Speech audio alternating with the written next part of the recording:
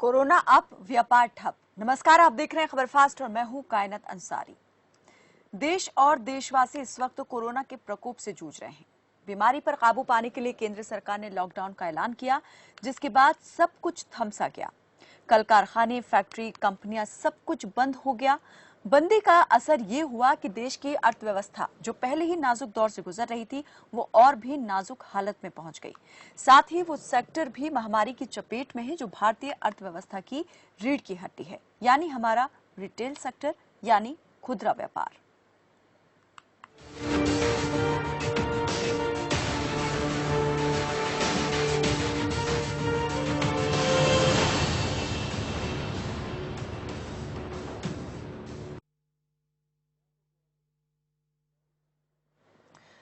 तो देश भर में पिछले 2 चरणों के लॉकडाउन से रिटेल यानी खुदरा क्षेत्र को करीब 5.5 लाख करोड़ रुपए का नुकसान हुआ है। खुदरा व्यापारियों के संगठन confederation of all India traders ने ये दावा किया है। कैट देश में खुदरा व्यापारियों का एक संगठन है जिससे करीब 40,000 ट्रेड बॉडी और 7 करोड़ छोटे दुकानदार जुड़े हैं। भारत के सकल घरेलू उत्पाद में इस क्षेत्र का 40% से अधिक का योगदान होता है और देश के कुल कार्यबल का करीब 1/3 इसमें लगा हुआ है।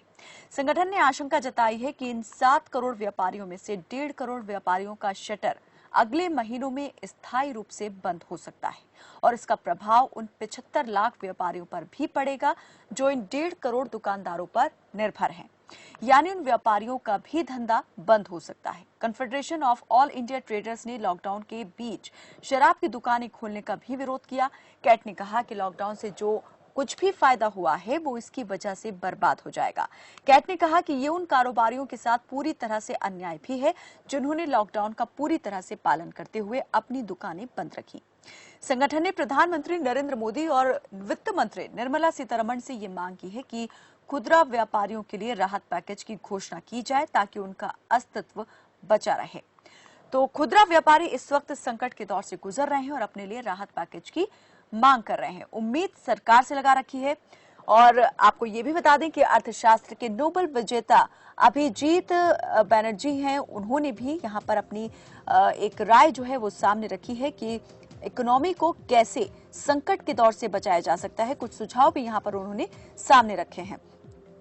राहुल गांधी से कांग्रेस सांसद राहुल गांधी से बातचीत के दौरान अभिजीत बैनर्जी ने अपने सुझावों को सामने रखा और साथ ही आप ये भी देख सकते हैं कि रिटेलर सेक्टर जो है वो किस तरह से कोरोना संकट की वजह से मुश्किल वक्त से गुजर रहा है। तो कोरोना का ग्राफ बढ़ता जा रहा है और इसके चलते जो व्यापार है वो ठप होता जा रहा है और सबसे ज्यादा मुश्किल उन व्यापारियों को हो रही है जो लघु और सूक्ष्म उद्योग को चलाते हैं। तो किस तरीके से ये मुश्किल हल होगी और जो भारत की अर्थव्यवस्था में सबसे महत्वपूर्ण कड़ी का रोल अदा करते हैं उनके लिए सरकार क्या कर सकती है, इस पर हम ज्यादा बातचीत करेंगे। चर्चा इसी पर रहेगी और कई मेहमान हमारे साथ यहाँ जुड़ चुके हैं। आर के आर्या अर्थशास्त्री हमारे साथ जुड़े हुए हैं, आर एन मलिक राजनीतिक विश्लेषक हैं, आप भी हमारे साथ जुड़ चुके हैं, और सुधीर श्रीवास्तव आप वाइस प्रेसिडेंट हैं नोएडा एंटरप्रेन्योर एसोसिएशन के NEA के। आप सभी का बहुत स्वागत है हमारे साथ इस चर्चा में जुड़ने के लिए। सबसे पहले मैं सुधीर श्रीवास्तव जी से सवाल करना चाहूंगी। सुधीर जी, यहाँ पर जो रिटेल सेक्टर है वो बुरी तरीके से जो है चरमरा गया है इस लॉकडाउन के दौरान, इस बंदी के दौरान। तो हम ये जानना चाहेंगे अभी और किस तरह के चैलेंजेस का सामना जो है रिटेलर्स कर रहे हैं, क्या कुछ जो परेशानियां हैं वो अभी सामने आप देख पा रहे हैं उद्योगों के और उद्योगपतियों के? नमस्कार जी, मैं आज के सिनारियो में यही कहना चाहूंगा कि जो MSME सेक्टर है वो पूरी तरीके से इस समय प्रभावित। हमारा MSME सेक्टर जो कि सबसे ज्यादा जॉब क्रिएटर है और लगभग 11 करोड़ के आसपास जॉब क्रिएट करता है। पिछले लॉकडाउन से लेकर के अब तक, वैसे तो आप देखें पिछले 1.5-2 साल के आसपास होने को आ रहा है और ये वैश्विक आर्थिक मंदी के दौर से गुजर रहा है। तो ये ओवरऑल इंडस्ट्री का काफी पीछे आप देख रहे होंगे डाउनफॉल चल रहा है, लेकिन कोरोना ने पूरी तरह से कमर तोड़ दी है। अभी जिस तरह से ये, अगर हम लॉकडाउन की बात करें, इंडस्ट्री पूरी तरह से बंद है। सरकार से हम लोग बड़ी अपेक्षा कर रहे थे कि कोई पैकेज लेके आए जिससे कि हम लोगों को राहत मिले, अभी जो उन्होंने पीछे इंस्टॉलमेंट की बात की थी, उन्होंने डिफर किया है, उन्होंने उस पीरियड का कोई इंटरेस्ट माफ नहीं किया है। हम लोगों की एक डिमांड थी कि इंटरेस्ट का लोड तो कम से कम हमसे ना लिया जाए, इस पीरियड को जीरो पीरियड माना जाए, और उसके बाद में जितने भी एक्सपेंसेस हैं, अब देखिए इलेक्ट्रिसिटी का जो एक्सपेंसेस है उसमें फिक्स चार्जेस हैं, वो भी हमारे से लिया जा रहा है। हमारे को एक तरफ तलवार लगाई गई कि आप सैलरी भी दीजिए, उद्योग बंद पड़े हुए हैं, पहले से ही हम लोग आर्थिक मंदी के दौर से गुजर रहे हैं, ऊपर से हम इस तरीके से एक्सपेंसेस कहाँ से बियर करेंगे। अभी इंडस्ट्री खोलने के लिए अभी जो माहौल बन रहा है, ठीक है, हम लोग भी इस बात से खुश हैं कि कहीं ना कहीं एक पहिया तो घूमना चाहिए, लेकिन इंडस्ट्री को चलाना भी बहुत बड़ा चैलेंज है। जो हमारे साथ काम करने वाले जो हमारा जो श्रमिक वर्ग है, वो भारी मात्रा में यहाँ से जा चुका है। अब हमारे पास उद्योग चलाना एक बहुत बड़ा चैलेंज वहां पर होगा। दूसरी चीज, जो प्लांट और मशीनरी जो बंद हो गई है, जो पिछले 40 दिन से बंद पड़ी हुई है, 45 दिन से, उसको दोबारा से हम चलाएं, क्योंकि रूटीन मेंटेनेंस बंद हो चुका है। अब वो सारी जाम हो गई, सबकी सर्विसेज करानी है, सबका रूटीन मेंटेनेंस वगैरह जो सब के अभाव में जो पूरा डैमेज हो रहा है। रॉ मटेरियल जो हम लोग काम कर रहे थे, वो अनफिनिश मटेरियल लाइन पे वो भी पूरा खराब हो रहा है। रॉ मटेरियल बहुत सा ऐसा होता है जिसकी एक लाइफ होती है कि इतने दिन में हम ये कंज्यूम कर लेंगे, पिछले 1.5 महीने से वो भी हम नहीं कर पाए, वो भी हमारा नुकसान हो रहा है। फिनिश गुड भी रखा हुआ है, वो किस पोजीशन पे अभी पता नहीं है, क्योंकि आगे एक प्रोसेस का पार्ट है पूरा। हमारे सामने आगे भी चैलेंज है, अभी प्रेजेंट में भी चैलेंज है। तो गवर्नमेंट से हम लोगों ने यही रिक्वेस्ट किया है कि किसी तरह से एसएमई सेक्टर को आप उभारिए, इसको एडिशनल कुछ नहीं मांग रहे हैं, हमारा जीरो पीरियड कर दीजिए, इस पीरियड में हमसे कुछ लीजिए नहीं। हमारे सामने तो वैसे ही चैलेंज है, हम कहाँ से वर्कर लाएंगे, कहाँ से मशीनों का ये सब खर्चा, हम उसके लिए नहीं कर रहे हैं। हमारे को तो ये है कि जो अभी जो एक्सपेंसेस का लोड पड़ रहा है, एटलीस्ट उसको तो हटाइए हमारे ऊपर से। तो ये सब चीजें हैं, इनको करने की जरूरत है, और कहीं ना कहीं से मैं समझता हूँ सरकार को इससे गंभीरता से देना पड़ेगा। और लोग एक बार जब हमारा जो उद्योग दोबारा से चालू होगा, हमारे श्रमिक भाई हमारे साथ आएंगे, एक पहिया घूमेगा, लोगों की बाइंग कैपेसिटी होगी, रोजगार मिलेगा तो बाइंग कैपेसिटी जनरेट होगी। जब मार्केट में बाइंग कैपेसिटी जनरेट होगी, तभी इसको थोड़ी सी रफ्तार धीरे धीरे इसको स्टार्ट होगी और रफ्तार की ओर जाएगा। तो मेरा मानना है कि थोड़ा सा एमएसएमई सेक्टर को देखने की जरूरत है, और बहुत गंभीरता से, क्योंकि एक तरफ हमारे साथ चाइना की तरफ हम देख रहे हैं कि चाइना से हम कॉम्पीट करेंगे। चाइना में 6 रुपए के आसपास इलेक्ट्रिसिटी चार्ज है, हम यहाँ पर दे रहे हैं 11-12 रुपए के आसपास पड़ता है। इसके अलावा आप ये देखिएगा, जो वहां पर बैंक का रेट ऑफ इंटरेस्ट है, वो करीब पड़ता है जाके 4% के आसपास, हमारे यहाँ 10-11% पड़ता है। तो हम कंपटीशन में कहाँ हैं, एक इनको एनालिसिस करना चाहिए कि हम इंडिया अगर हम चाहते हैं कि चाइना को कम्पीट करना, तो वहां भी हमें कहीं ना कहीं फैसिलिटेट करें, और ये सब चीजों के जो एक्स्ट्रा जो एक्सपेंसेस पड़ रहे हैं, जो लोड पड़ रहा है, अल्टीमेटली तो ये प्रोडक्ट कॉस्ट में ही ऐड होगा, तो हम कहाँ से कॉम्पीट कर पाएंगे। तो एक एनवायरनमेंट बनाने की जरूरत है, और मैं समझता हूँ कि ये जो कोरोना आया है, ये बेशक ये बहुत दर्द का सब्जेक्ट है, बहुत लोगों ने इसमें अपनी लाइफ खोई है, बहुत लोग परेशान है, हम सभी परेशान है, लेकिन एक अपॉर्चुनिटी लेके भी आया है कि हम लोग इस समय वर्ल्ड हम लोगों की तरफ देख रहा है, इंडिया की तरफ देख रहा है। इस अपॉर्चुनिटी को अवेल करने का भी एक मौका है जिसको हम पॉजिटिव वे में ले सकते हैं।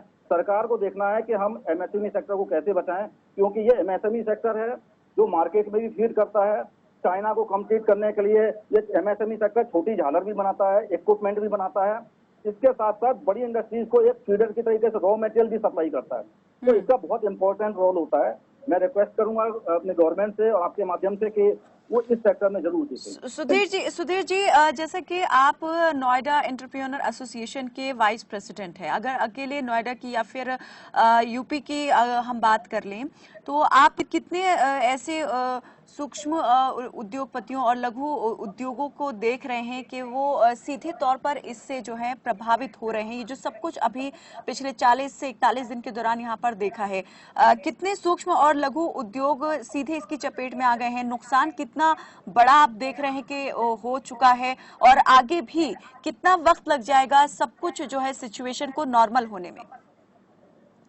अभी अगर हम लॉस की बात करें तो गवर्नमेंट को हमारे यहाँ से पर डे की अगर हम बात करें तो लगभग रेवेन्यू के रूप में लगभग 500 करोड़ के आसपास को इनको मिलता था, ठीक है ना। अभी अगर हम एक महीने की बात करें तो इन्होंने करीब 15,000 करोड़ का नुकसान रेवेन्यू के रूप में हुआ है गवर्नमेंट का। उद्यमियों का जो नुकसान हुआ है वो आप आंकलन लगा सकते हैं इस फिगर से। अब जो इस समय एमएसएमई सेक्टर है, जैसे यहाँ अगर हम गौतम बुद्ध नगर की बात करते हैं, जो कि हम नोएडा को रिप्रेजेंट कर रहे हैं जी, यहाँ पे लगभग 11,000 इंडस्ट्रीज है। छोटी बड़ी मिला के, जिसमें कि 80% इंडस्ट्रीज एमएसएमई सेक्टर को बिलोंग करती है। तो आप ये देखिएगा कि कितना बड़ा रोल है। हम लोग यहाँ से ऑटो इंडस्ट्रीज को सप्लाई कर रहे हैं, मोबाइल इंडस्ट्रीज को सप्लाई कर रहे हैं, हम लोग इलेक्ट्रिकल सेगमेंट के जो कंपनीज हैं उनको सप्लाई कर रहे हैं। इसके अलावा गारमेंट इंडस्ट्रीज का बहुत बड़ा काम है गौतम बुद्ध नगर नोएडा में। पैकिंग इंडस्ट्री का हब बोला जाता है यहाँ पर नोएडा को। तो हम इन सभी इंडस्ट्रीज को हम देख पा रहे हैं, जहाँ तक सभी परेशान हैं, और हम सब लोग इस चीज से उबरने के लिए हम लोग आपस में भी बात कर रहे हैं कि कैसे करा जाएगा। आगे की स्ट्रेटजी पे भी हम लोग वर्क कर रहे हैं, लेकिन जो हमारे हाथ में है वो हम कर सकते हैं। जो सरकार का काम है वो तो सरकार से ही एक्सपेक्ट करेंगे और सरकार ही कर सकती है। इस सेगमेंट को बचाना इस समय सरकार के लिए बहुत इंपॉर्टेंस रखता है, हमारे लिए भी इम्पोर्टेंट है, क्योंकि हमने जिंदगी इसी में निकाली है। हम लोगों ने खून पसीना अपना बहाया है इस कंपनी को खड़े करने में, फैक्ट्रियां चलाने में। आज हम ऐसी जगह पर हैं, हमें जीरो से स्टार्ट करने वाली सिचुएशन है। उस समय में उस समय में अंतर यह है कि आज कोई भी उद्योग अगर आप देखें तो बिना लोन के नहीं है। 99% उद्योग कर्जा लेके ही काम करता है जी। और उसके ऊपर उसका ब्याज, उसके किस्तों का लोड है। इधर सरकार की तरफ से कहीं कोई अभी हमें राहत दिखाई नहीं पड़ रही है। तो ये एमएसएमई सेक्टर को बचाने का दायित्व इस समय सरकार का है, और कहीं ना कहीं हम चाहते हैं कि सरकार हम पर ट्रस्ट करे पहले की तरह से, और हम प्रूव करके दिखाएंगे। अगर जैसा कि आप यहाँ पर डिमांड कर रहे हैं कि थोड़ा सा यहाँ पर सरकार की तरफ से हेल्प होनी चाहिए और राहत पैकेज अनाउंस होना चाहिए, मोटा मोटा अगर ये समझा जाए कि अगर ऐसा नहीं होता है तो कितने आप देखते हैं कि संकट में आ जाएंगे उद्योग, और कितने सीधे तौर पर उद्योगपति यहाँ पर ग्रेटर नोएडा में उससे प्रभावित होंगे? उद्योगपति ही नहीं, उनसे जुड़े और दूसरे लोग, लेबर जो है, और जो आपने जैसे कहा कि 80% जो वैकेंसीज हैं, रोजगार है, वो आप यहाँ पर सृजित करते हैं, तो उससे कितना असर पड़ेगा? मैं समझता हूँ कि जो छोटे उद्योग हैं इसमें 90% उद्योग प्रभावित होगा, और मोर देन 50% उद्योग तो पैकअप कर जाएंगे, बंद हो जाएंगे और एनपीए में चले जाएंगे लोग, क्योंकि उनके पास कुछ है नहीं इस समय।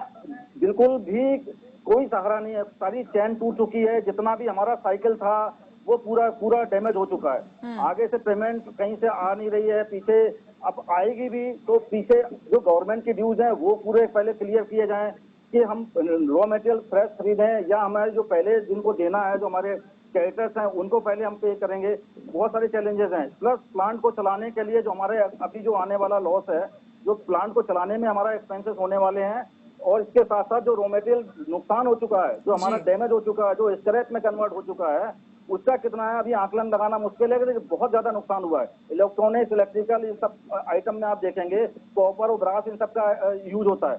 उसमें जब हमारा यूज हो जाता है, हम लोगों ने उसमें क्रैम्पिंग कर लिया, सपोज वायरिंग में लगा दिया, कहीं कुछ है, अब उसको हम अलग अलग करके डीअसेंबल नहीं कर सकते, तो रिवेटिंग हो गया, कहीं कुछ हो गया, तो वो तो पूरी तरीके से डैमेज हो गया। उसको हम पार्ट में लगा हुआ हम प्लेटिंग भी नहीं करा सकते दोबारा।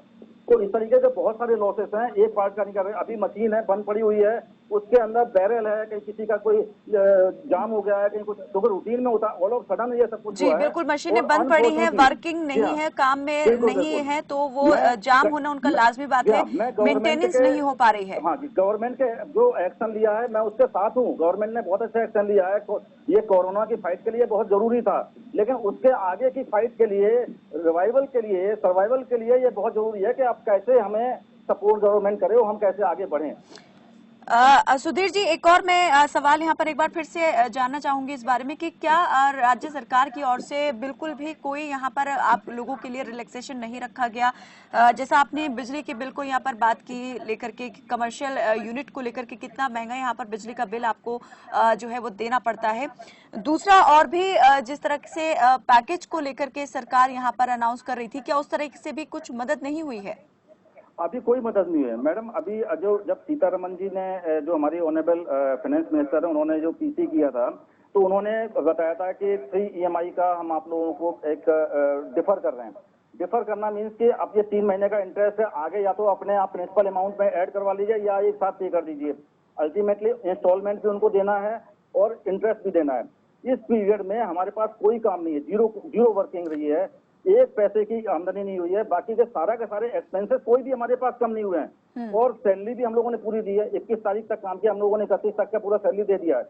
अप्रैल का सैलरी देने के लिए हमारे पास नहीं है, हम सैलरी कहाँ से आगे भी सैलरी देने के लिए कहा गया है सरकार की ओर से आपको? नहीं, अभी हमारे पास कोई ऐसे नहीं आया। वो पिछली बार आया था जो उनका, वो लॉकडाउन पीरियड में देने का, लेकिन हमारे पास नहीं है। पीछे अगर वो अगर सैलरी के लिए फोर्स करेंगे तो हम लोग नहीं दे पाएंगे। अगर कोई काम है तो बहुत सारे ऐसे उद्यमी होंगे जो ना चाहते हुए भी कहीं ना कहीं कानून के दायरे में आएंगे, उनका जो कार्रवाई होगी उसको एक्सेप्ट करेंगे, जेल जाना होगा तो जेल जाएंगे। लेकिन हमारे पास पैसे नहीं है, हम इस जीरो पीरियड में कोई एक्सपेंसेस नहीं बियर कर सकते हैं। बिना किसी गुनाह के यहाँ पर एक तरह से वो गुनाहगार हो जाएंगे और आप एक खर्चा चीज रुपया देखिएगा, हो गया है। आप एक आमदनी चीज देखिए, अठन्नी, एमएसएमई सेक्टर में आमदनी हम अठन्नी भी लोग नहीं कहेंगे, आमदनी जीरो है और खर्चा रुपया वाली बात हो गई है। आर के आर्या जी, आपने पूरी बात यहाँ पर सुनी, क्या कहेंगे इस पर कि कितनी राहत यहाँ पर सरकार को देनी चाहिए एमएसएमई सेक्टर को इस वक्त जो है बहुत ज्यादा, क्योंकि ये चुनौतीपूर्ण दौर से जो है ये सेक्टर गुजर रहा है। और मैं आपसे ये भी जानना चाहूंगी कि आप इस सेक्टर को कितना ज्यादा महत्वपूर्ण रोल में देखते हैं भारत की अर्थव्यवस्था को चलाने में। एमएसएमई भारत के अंदर लगभग 6 करोड़ 50 लाख के आसपास है। उसमें लगभग 65 जो लाख है वो केवल ऑर्गेनाइज सेक्टर में आते हैं और बाकी 5 करोड़ से ज्यादा जो है सेल्फ अकाउंट में आते हैं, ओवन अकाउंट में आते हैं और इस तरह से अनऑर्गेनाइज सेक्टर में भी आते हैं। अगर आप उम्मीद करें कि बैंकों से उनको लोन मिल जाए, वो कभी नहीं हो सकता। उनकी जो बात चल रही है सरकार के लिए कि सरकार गवर्नमेंट गारंटी दे दे और लगभग 5 लाख करोड़ का लोन डिस्बर्स करना पड़ेगा इनको। परंतु गवर्नमेंट की जो फाइनेंशियल पोजीशन थी पहले से बहुत टाइट थी।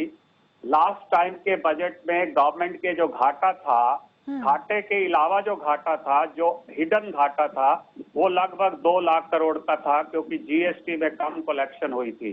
तो यदि ये अभी जो साहब बात कर रहे थे कि इनकी जो इंटरेस्ट को मॉरेटोरियम दे दिया जाए, ये वर्ल्ड वाइड प्रिंसिपल है कि इंटरेस्ट पे मॉरेटोरियम यूं नहीं होता क्योंकि डिपॉजिट की मनी ही आगे लेंट की जाती है। जब डिपॉजिट आप करते हैं तो उसी दिन से इंटरेस्ट रेट चालू होता है, डिपॉजिटर को देना पड़ता है।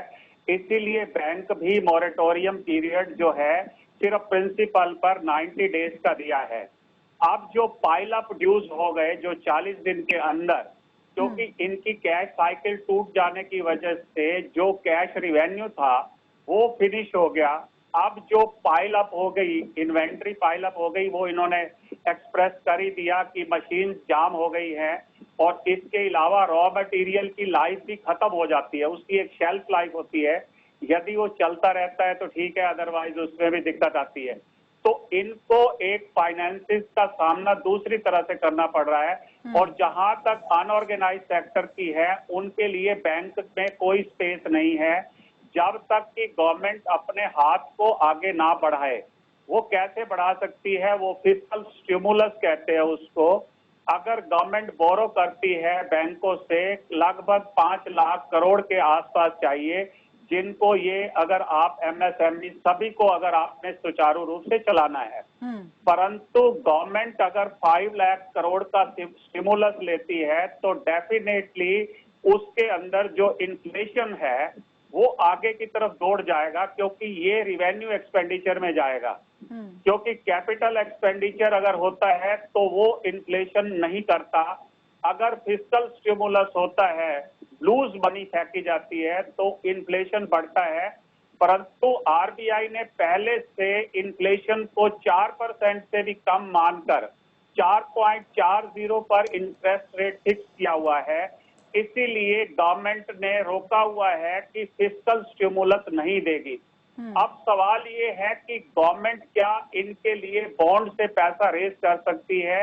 उसको एक्सप्लोर किया जा सकता है कि गवर्नमेंट 10 लाख करोड़ के आसपास पैसा रेज करना चाहती है, उसके सोर्सेज को देख रही है। क्या सॉवरेन बॉन्ड जो है विदेशी बॉन्ड से रेज करे या एनआरआई बॉन्ड से करे? इस तरह से अगर करेगी तो तब ये हो पाएगा।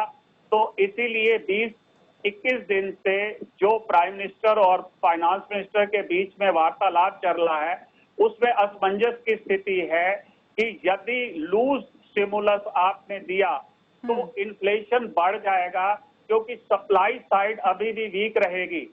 अभी क्योंकि labour sector, labour market completely shattered है, कंप्लीटली ब्रोकन है। अगर आप चाहें कि लेबर आपकी 15 लेबर थी और 15 की 15 लौट आए, वो सवाल ही नहीं पैदा होता है, क्योंकि लेबर अभी घर पर चले गए हैं। और दूसरा, इसके अलावा जो फाइनेंसिंग रेगुलर है और पुराने ड्यूज हैं, उनको भी करने में काफी टाइम लगेगा, क्योंकि उसका स्पेशल पर्पस व्हीकल बनाना पड़ेगा जिसके माध्यम से लोन दिया जाएगा। वो बैंक के माध्यम से कतई नहीं हो सकता। अगर बैंक के माध्यम से होता तो गवर्नमेंट उसमें अपना कैपिटल इन्फ्यूजन कर सकती थी, क्योंकि पिछले दिनों में गवर्नमेंट ने 3 लाख करोड़ कैपिटल इन्फ्यूजन किया है। क्योंकि गवर्नमेंट के पास कैपिटल नहीं है, तो गवर्नमेंट कैपिटल को देख रही है या स्पेशल पर्पस व्हीकल जो है that is district industry centre के माध्यम से किसी तरह से सिक्योरिटी श्योरिटीज के साथ लोन दे सकती है, उसको तराशा जा सकता है। अदरवाइज जो अनएम्प्लॉयमेंट रेट है अभी आज की डेट में 27.5% है, ये जंप कर गया है 7% से 27.5%, जबकि 3-3.5% का अनएम्प्लॉयमेंट रेट चाहिए। जो 27% अनएम्प्लॉयमेंट रेट है कि 100 लोग अगर लेबर फोर्स में आते हैं तो सीधे 27 लोगों को डिनाई हो जाता है। और जहां तक अर्थव्यवस्था का सवाल है, इसको पटड़ी में लाने के लिए लगभग आपको दिसंबर तक वेट करना पड़ेगा, क्योंकि अभी कुछ ऐसी सिटीज हैं जहां से ट्रेडिंग का सेंटर्स है। अगर ये नोएडा की बात कर रहे हैं तो नोएडा अपने आप में यूपी का बहुत बड़ा ट्रेडिंग सेंटर है, तो सारी जो गलियां हैं यहाँ से होके गुजरती हैं। कुछ और भी सेंटर होंगे, जैसे कि टेक्सटाइल के लिए बनारस होगा, इस तरह से फिरोजाबाद होगा, मुरादाबाद होगा, पीतल के बर्तन वगैरह के लिए। और जहां तक लघु उद्योगों का सवाल है, वो नोएडा ही एक सेंटर पिछले दिनों में डेवलप हुआ है, पिछले 20-25 सालों में, तो इससे होके गुजरता है। इसी तरह से दिल्ली में तो भी ऐसे में आप कौन सी ऐसी सूरत देखते हैं या कौन सा ऐसा रास्ता आपको दिखाई देता है कि जो एमएसएमईज हैं, अगर गवर्नमेंट की तरफ से भी हेल्प नहीं होती है तो वो सरवाइव कर जाएं? अगर रास्ते आपने जैसे कहा कि खुल रहे हैं, लेकिन फ्री हैंड अगर अब पूरी तरीके से नहीं मिलता है तो मुश्किल तो जरूर होगी। लेकिन क्या आपको लगता है कि इन हालात में भी और इन टर्म्स और कंडीशंस के साथ में भी वो पूरी तरीके से सरवाइव जो है कर सकते हैं? देखिए, पूरी तरीके से रिवाइवल जैसे जैसे टाइम बीतता चला जा रहा है और लेबर की प्रॉब्लम है, और जो मेजर सिटीज है वो अभी भी चोक्ड है एकदम।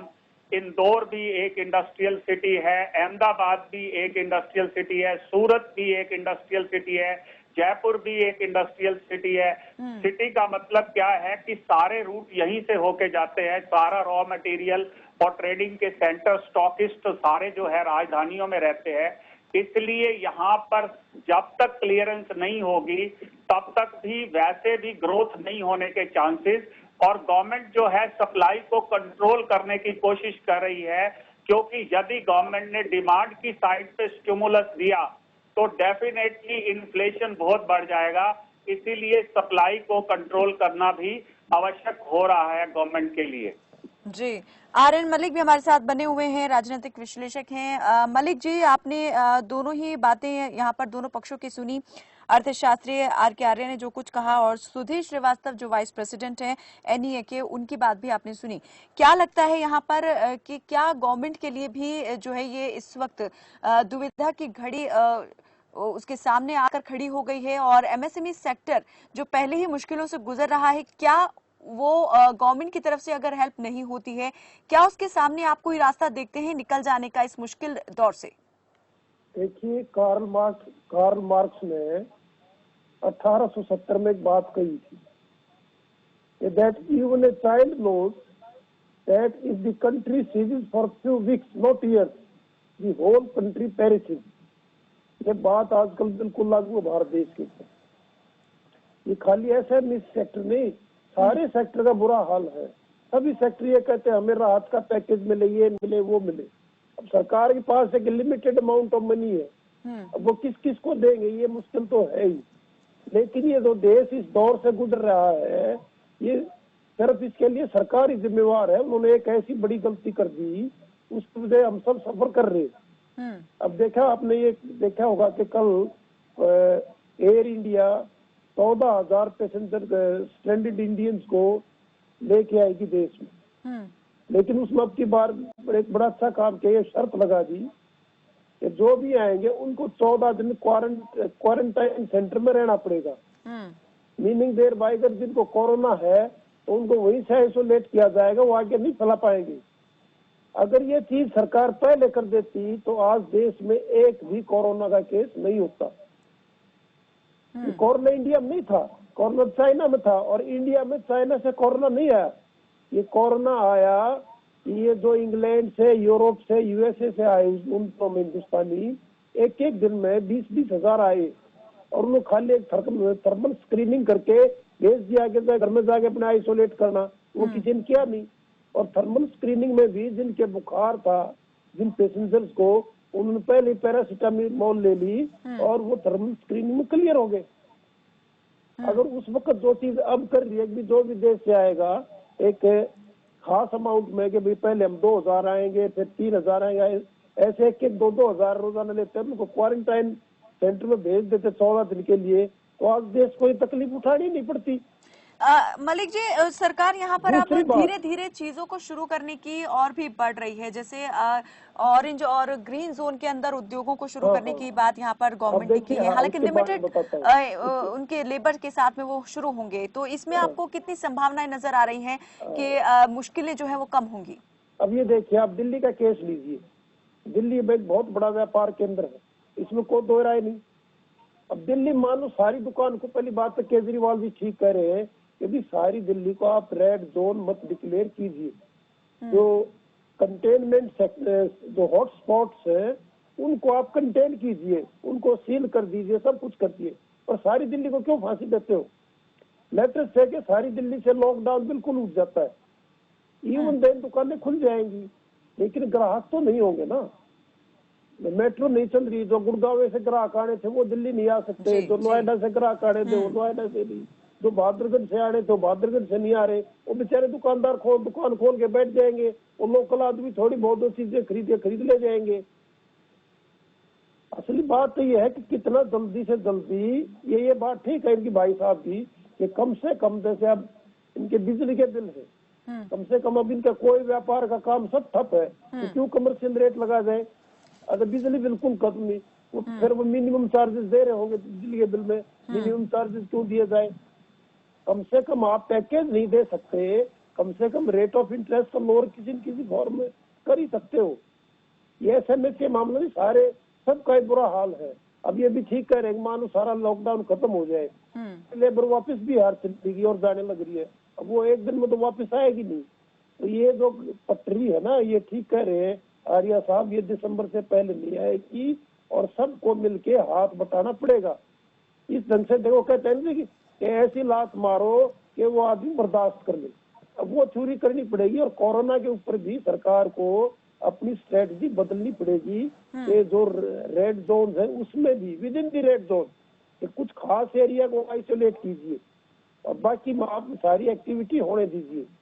अब दिल्ली के अंदर आपकी वो चल नहीं रही मेट्रो में डेली 27 लाख आदमी ट्रेवल करते थे, बगैर मेट्रो में दिल्ली जाना चाहूँ I can not go. Car में एक आदमी जा सकता है, तो दिल्ली में अगर आप लॉकडाउन उठा भी देंगे तो क्या कर लेंगे व्यापारी? तो ये तो सरकार को कुछ ऐसा करना पड़ेगा कि सांप भी मर जाए और लाठी भी ना टूटे। वो ये है कि कैलिब्रेटेड फॉर्म में लॉकडाउन उठाइए, उठाते जाइए, बी बोल्ड, और ये किसी न किसी तरह से इंडस्ट्रीज का काम शुरू करवाइए। बेसिक प्रॉब्लम तो यही है ना कि मनी स्टैग्नेट हो गया, मनी सर्कुलेट नहीं कर रहा। अदरवाइज पैसा तो देश में उतना ही है जी, लेकिन ये लोगों की जेब में पड़ा है, लोगों के घरों में पड़ा है, ये सर्कुलेट नहीं हो रहा। इस तरह करंट सर्कुलेट नहीं होगा तब तक बिजली नहीं जाएगी। Same thing is with the money. तो इसलिए सरकार ठीक है, डायलेमा तो है। अब सेकंड वर्ल्ड वॉर में चर्चिल साहब हर वीक एक बहुत तगड़ी स्पीच देते थे, लेकिन फाइनेंस मिनिस्टर चुप है, प्राइम मिनिस्टर चुप है, मन की बात में उपदेश देते हैं। अरे कुछ देश लोगों का कुछ ढाढ़स बंधाओ कि आपकी क्या पॉलिसी है, सारी इंडस्ट्री को, सारी इकोनॉमी को कैसे बताया। देश के सामने 3 समस्याएं हैं, एक तो लाइवलीहुड एंड इकोनॉमी। लाइफ के ऊपर तो जोर है। लॉकडाउन होने के बाद भी कल तो 3900 केस थे, आज 2900 हो गए, पिछले दिन भी 2900 थे। अगर ये लॉकडाउन होते हुए यूं बढ़ते गए तो फिर तो हम वैसे हाथ पैर फूल जाएंगे सबके।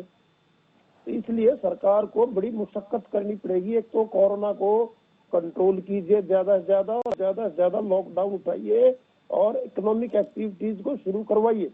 जी सुधीर जी, यहाँ पर एमएसएमई सेक्टर जो है वो एक तो इस मोर्चे पर लड़ ही रहा है कि कैसे वो सरवाइव कर ले। इसके अलावा भी और कई तरह की उसके सामने समस्याएं जो हैं वो खड़ी हुई हैं। जैसे यहाँ पर ये भी जिक्र हुआ कि जो उद्योग शुरू होंगे उनमें काम करने वाला लेबर जो है वो अधिकतर अपने राज्यों को जा चुका है, तो काम उनमें कौन करेगा।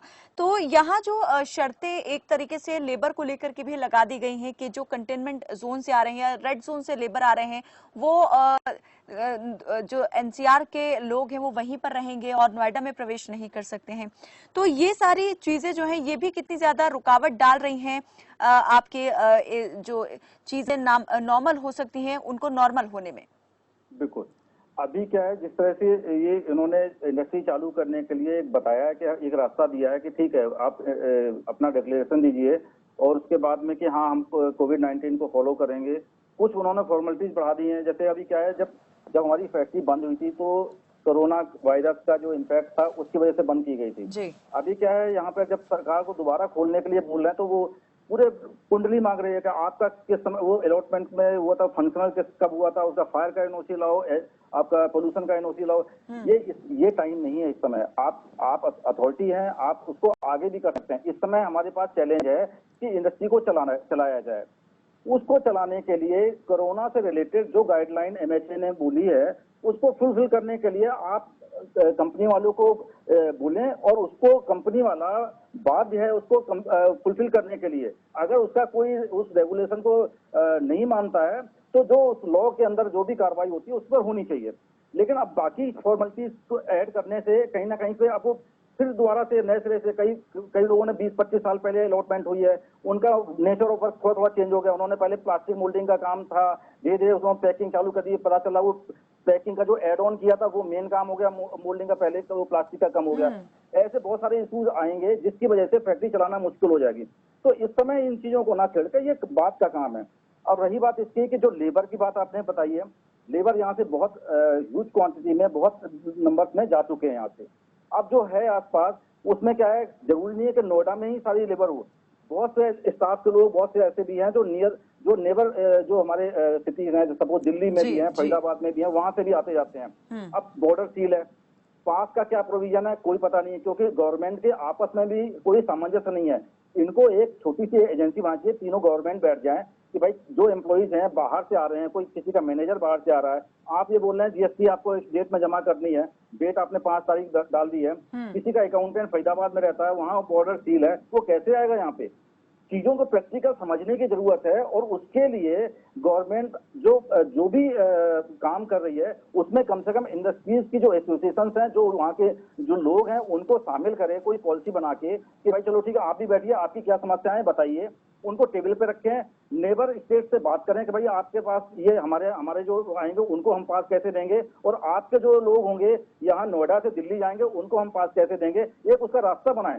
हम लोगों को, हमारा काम नहीं है कि पास पे अरेंजमेंट करना, हमारा तो ये है कि हमने अप्लाई करिए, हमें पास मिल जाए, हमारा काम है फैक्ट्री चलाने का। हमारे सामने चैलेंज है कि हम अब लेबर को कहाँ से लाएं, और लेबर अगर हम लाते हैं कहीं से अरेंज करते हैं, कहीं फ्रेश बंदा आएगा उसको ट्रेन करना, क्या हमारा प्रोडक्शन ऐसा नहीं होगा कि हमें फैक्ट्री चलाने का परमिशन मिल गया और हमने स्विच ऑन किया और वो रन करना चालू हो गया। बहुत सारे चैलेंजेस हैं फैक्ट्री चलाने के लिए, मशीन को भी देखना है, प्लांट को भी देखना है, हमारे पास फाइनेंस की भी व्यवस्था अभी मौजूदा हालात में जैसे कि गवर्नमेंट की तरफ से चलिए ये हरी झंडी दे दी गई है कि आप जो है लिमिटेड स्टाफ के साथ में और कुछ शर्तों के साथ में फैक्ट्रीज को ओपन कर सकते हैं, लेकिन यहाँ पर जैसे आपने कहा कि कई तरह की चीजें हैं जो अगर सारी फॉर्मेलिटीज को पूरा करने में लगेंगे तो बहुत वक्त लग जाएगा। तो कितना वक्त आपको को ये मानते हैं कि लग जाएगा और उसके दौरान जो है और ज्यादा लॉस एमएसएमई को हो जाएगा? नहीं, इसमें तो देखिए अगर फॉर्मेलिटी जितनी बढ़ाते जाएंगे उनके डॉक्यूमेंटेशन में बंदा परेशान रहेगा। किसी के पास कोई रेंट परमिशन की बात करेंगे, रेंट परमिशन के लिए वो पहले स्टाम्प पेपर लेगा, रेंट परमिशन अप्लाई करेगा अथॉरिटी से, वहां से अप्रूवल होगा। ये अभी ये टाइम नहीं है दूसरी चीजों में उलझाने का। आपको जो भी चीज है, जो जैसा 21 को लॉकडाउन जब डिक्लेयर हुआ था आप जीएसटी में रजिस्ट्रेशन है, आप उसका सर्टिफिकेट लीजिए, आप काम चालू करिए।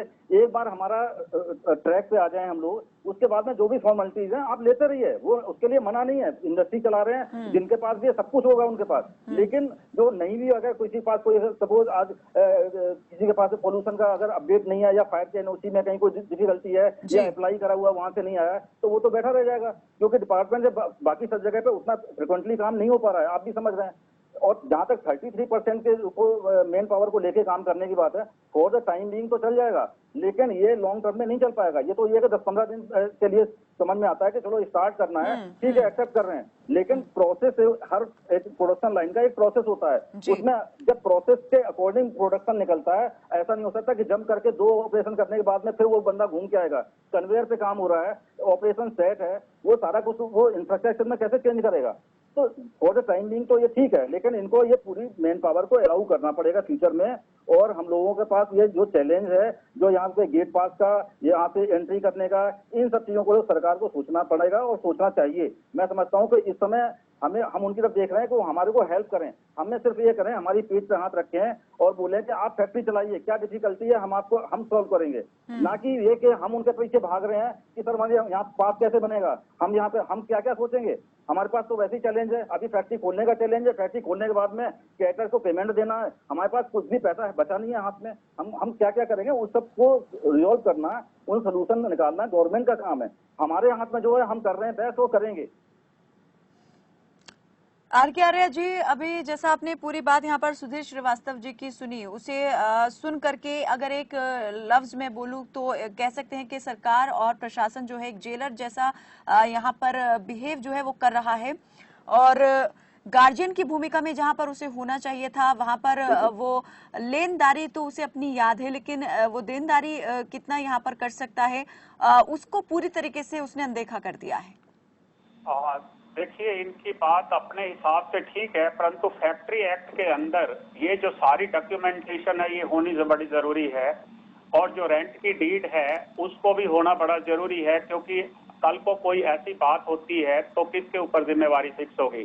क्योंकि गवर्नमेंट तो एक वॉच डॉग का काम करती है, इसलिए डॉक्यूमेंटेशन के अंदर तो कोई रियायत नहीं हो सकती।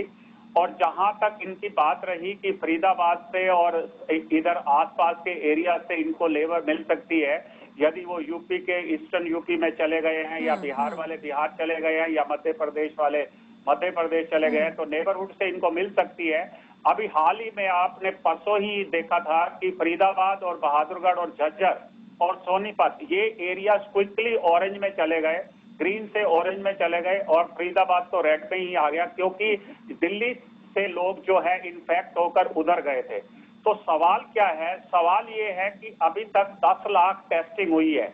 जो रैंडमाइज टेस्टिंग की बात अगर हम करें तो लगभग अब तक 1 करोड़ टेस्टिंग होनी चाहिए थी, क्योंकि टेस्टिंग के लिए भी खर्चा होता है, तो वो सरकार के पास नहीं है। सरकार अपने आप में ही बैंकरप्ट है। इसलिए आपने देखा होगा दिल्ली के अंदर अभी तक तो ये दिल्ली सरकार मोहल्ला क्लिनिक और फ्री इलेक्ट्रिसिटी और वाटर और ये और वो सब दे रही थी।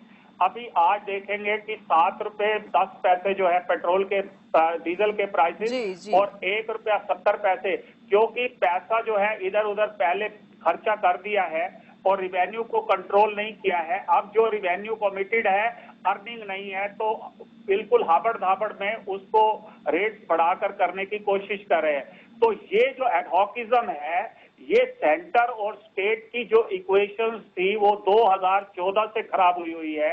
अगर मेरे को थोड़ा सा पॉलिटिकल साइड पे आना होगा तो मैं आपको मैसअप बताऊंगा कि ये जो सरकारें हैं इनकी किसी भी बात पे, सेंट्रल गवर्नमेंट की किसी भी बात पे आज विश्वास नहीं करती। एक्सेप्ट ये जो आपकी बीजेपी की सरकारें हैं, वो यस सर सरकारें हैं कि जो आप कहोगे वही करेंगे। यूपी में जो भी आप दिल्ली कहेगा वो करेंगे। मध्य प्रदेश में अभी लॉकडाउन के दौरान ही सरकार बनी है। अब उसके अंदर उसके पास कितनी पावर है कितनी नहीं है, उसने तो अभी मिनिस्टर्स भी नहीं देखे हैं। चीफ मिनिस्टर ने, उन्होंने आईएएस ऑफिसर्स को ही नहीं देखा है कि कैसे काम है। तो ये वाली जो पहले से विषमताएं थी, जो इक्वेशंस खराब थी, वो भी अब आड़े में आ रही है। अब तेलंगाना वाला कह रहा है, वेस्ट बंगाल वाला, कि हम 30 मई तक एक्सटेंड करके रखेंगे। क्यों भाई, जब तक आपने क्यों नहीं टेस्टिंग कराई? टेस्टिंग तब तक नहीं हुई क्योंकि आपके पास टेस्ट किट नहीं थी, और टेस्ट किट को बनाने में काफी टाइम लगा है। और अब उसको जब आप बनाते भी हो और डिस्ट्रीब्यूट करते हो तो उसकी कॉस्ट आती है, और वो कॉस्ट सेंट्रल गवर्नमेंट को बियर करने पड़ेगी थ्रू जो स्टेट गवर्नमेंट के। तो स्टेट गवर्नमेंट की अपनी कैपेसिटी इसलिए नहीं है क्योंकि सेंट्रल गवर्नमेंट की कैपेसिटी नहीं है। तो ये सारी मिल के इंडस्ट्रीज के ऊपर ये श्रीवास्तव साहब बेचैन जरूर है, पर आज मैं आपको लिख के दे सकता हूं कि नॉर्मलाइज होने में लगभग सितंबर का टाइम लगेगा। अब वेट किया जा रहा है, टेम्परेचर तो चला ही गया है। अब ह्यूमिडिटी की बात है कि जून जुलाई से जब बरसातें शुरू होंगी ह्यूमिडिटी होगी। अब ह्यूमिडिटी और टेम्परेचर कंबाइंड का कोरोना के ऊपर कितना असर पड़ता है। तो इन हालात में आरके जी क्या लगता है कि क्या गवर्नमेंट बिल्कुल भी कुछ नहीं कर सकती है यहाँ पर? ये जो एमएसएमई सेक्टर है उसकी सहायता के लिए पूरी तरीके से उसके हाथ बंधे हुए हैं, या यूं कहें कि पूरी तरह उसके हाथ खाली हैं, और वो अर्थव्यवस्था को या खुद को चलाने के लिए एमएसएमई सेक्टर का जो है वो गला भी घोट सकती है?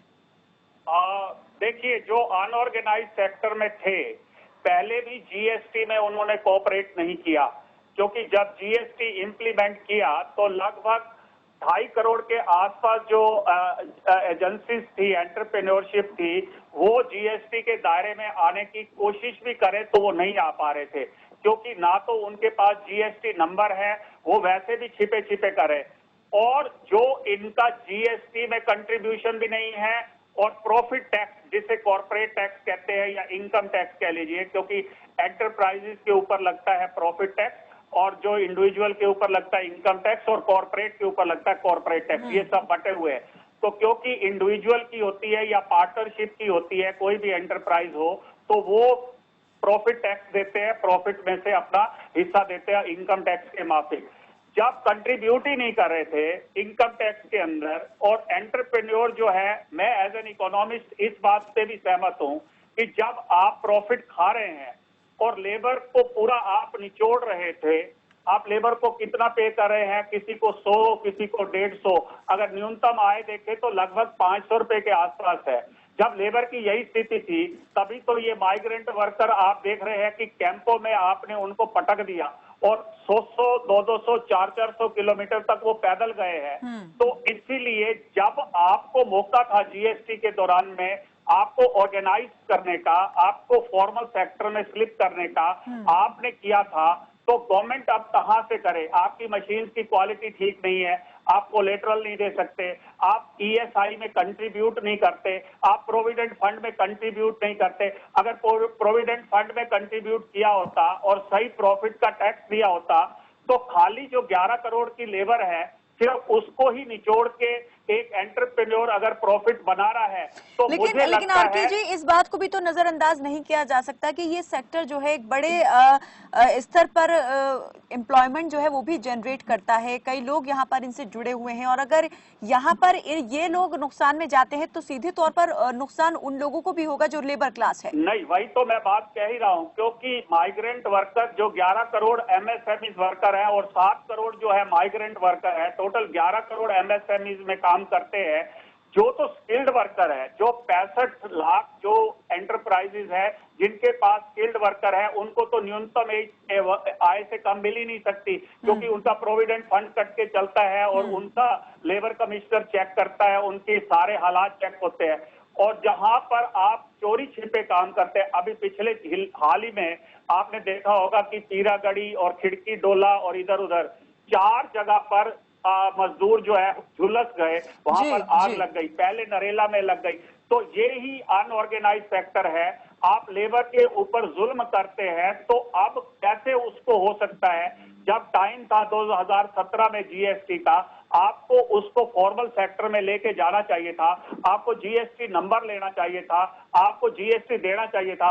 अब जीएसटी सरकार के पास कितनी ज्यादा होती, कॉर्पस ज्यादा होता तो वो उसमें से दे सकती। अब गवर्नमेंट जो है हैंड टू माउथ है ऑलरेडी।